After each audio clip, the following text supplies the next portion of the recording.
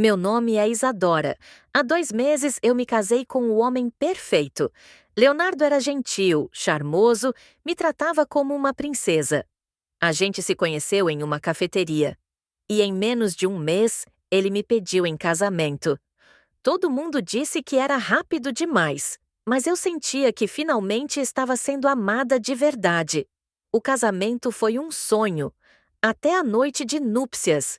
Ele recebeu uma ligação misteriosa, saiu do quarto às pressas e voltou com as mãos cobertas de sangue.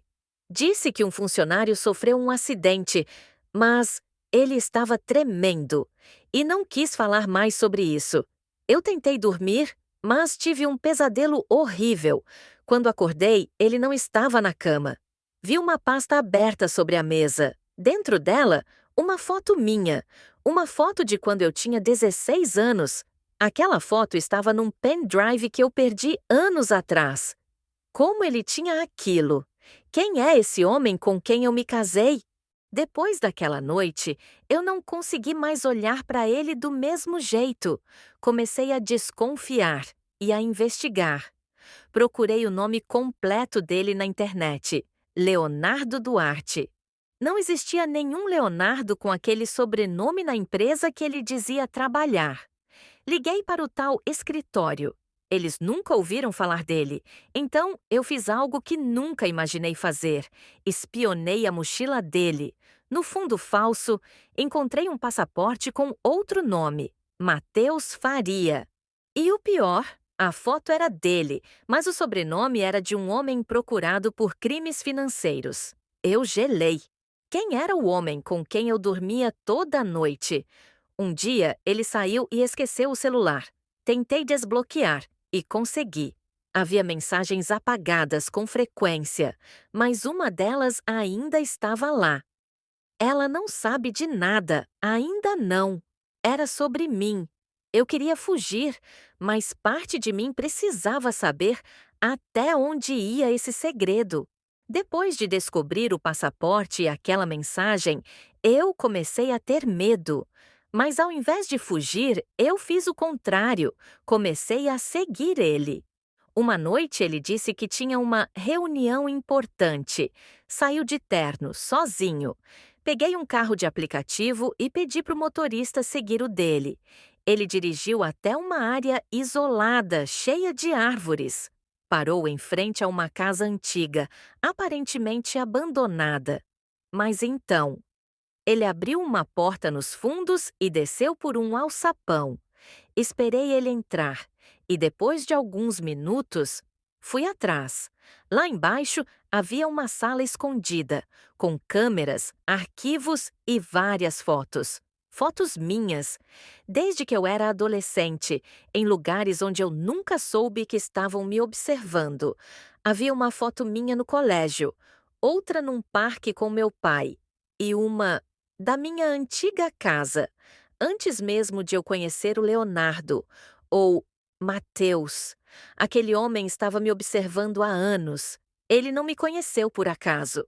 Aquilo tudo foi planejado, cada passo, cada palavra. E naquele momento eu soube. Eu estava casada com o meu perseguidor.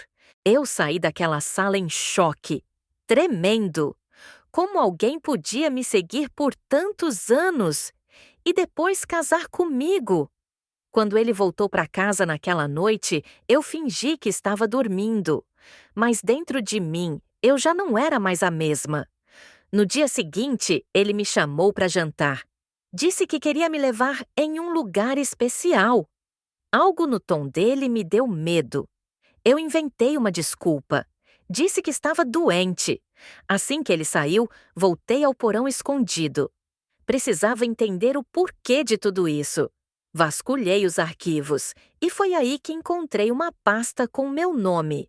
Dentro havia uma carta escrita à mão, por ele. Isadora, se você está lendo isso, é porque finalmente descobriu tudo. Ele contava que me viu pela primeira vez quando eu tinha 15 anos, que se apaixonou, mas sabia que não podia se aproximar. Então, ele esperou. Esperou o momento certo para entrar na minha vida, e quando meu ex me traiu, ele soube que era a chance perfeita. Nada foi por acaso. Ele estudou meus gostos, minhas rotinas, até as músicas que eu ouvia. Ele não me conheceu. Ele me programou para amá-lo. Eu li aquela carta 3 vezes. Cada palavra era um soco no estômago. Não era amor, era obsessão. Por dias, fingi que estava tudo bem. Eu sorria, beijava, fingia amar, mas por dentro, eu estava me preparando.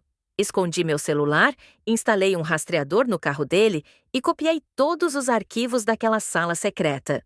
E então, esperei. Esperei até o momento certo.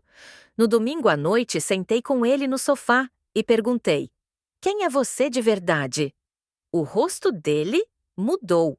Ele não fingiu surpresa, nem negou, só me encarou e disse: Eu te amo, você é minha, sempre foi. Aquilo me deu um calafrio. Eu me levantei e ele também. A tensão era insuportável, então eu disse: Eu já sei de tudo. Ele deu um passo em minha direção. Então agora você nunca mais vai me deixar. E naquele momento, eu soube que, se eu não saísse dali, eu não sairia nunca mais. Meu coração parecia explodir dentro do peito. Eu vi nos olhos dele. Ele não ia me deixar sair dali. Eu precisava fugir, mas não podia fazer barulho. Fui até o banheiro, disse que precisava respirar. Tranquei a porta, liguei o modo silencioso do celular e enviei uma mensagem para uma amiga. Se eu não responder em 10 minutos, chama a polícia. Peguei a escova de dentes, empurrei a janelinha e passei por ela com dificuldade. Caí no quintal. Me machuquei, mas não parei. Corri descalça até o carro, só que ele já estava lá fora, me esperando.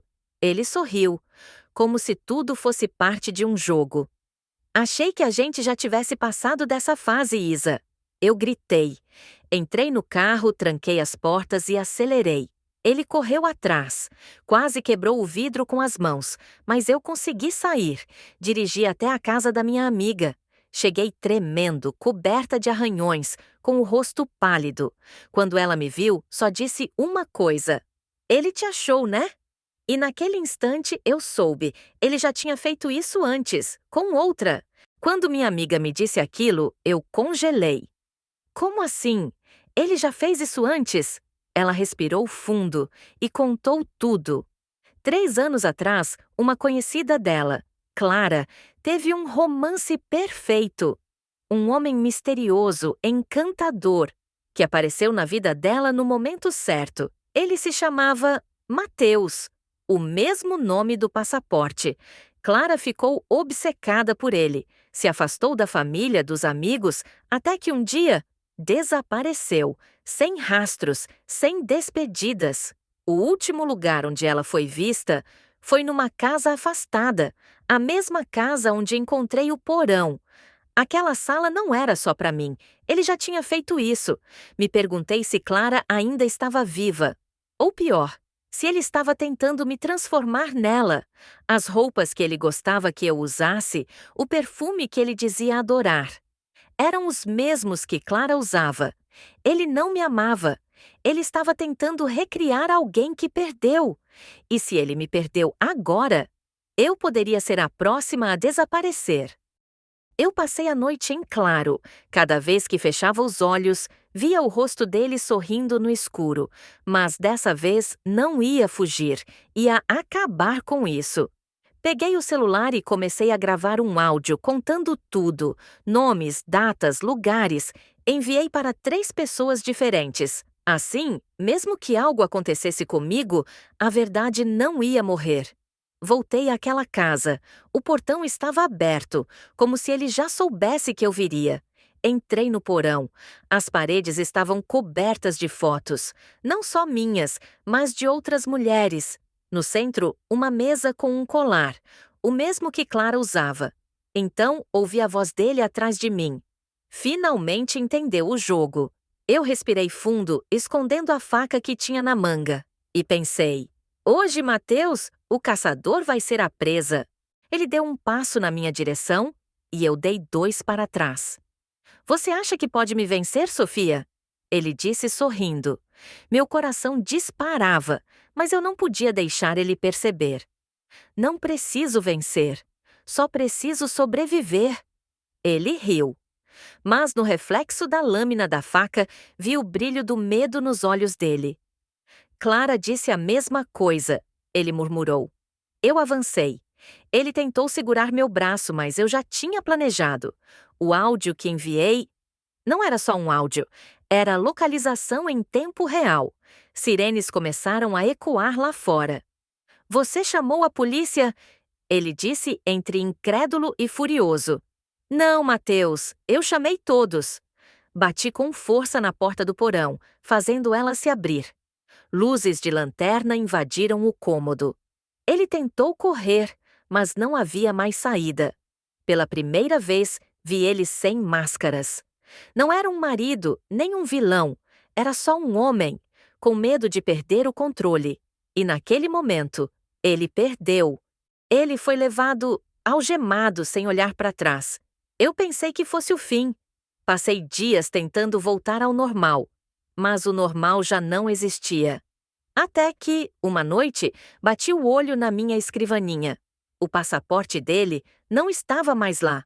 Eu tinha certeza que deixei no fundo da gaveta. Peguei o celular para ligar para a polícia, mas antes que pudesse, vibrou. Era uma mensagem de número desconhecido. Você acha que era o único? Meu sangue gelou. Segundos depois, outra mensagem chegou. Uma foto. Eu, dormindo na minha cama. A legenda dizia: Mateus me ensinou tudo. Eu corri até a porta, mas a fechadura estava trancada. Por dentro.